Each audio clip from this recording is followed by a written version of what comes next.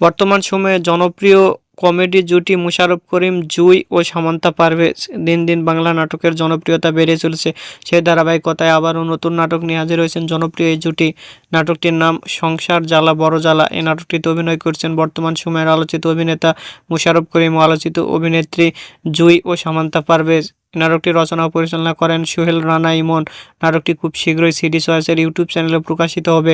আপনারা দেখতে চাইলে অবশ্যই ঈদে সিডি চয়েসের ইউটিউব চ্যানেলে চোখ রাখুন এবং নিয়মিত নতুন নতুন নাটকের আপডেট পেতে হলে অবশ্যই চ্যানেলটিকে সাবস্ক্রাইব করে রাখুন। পরবর্তী ভিডিওর জন্য অপেক্ষা করুন।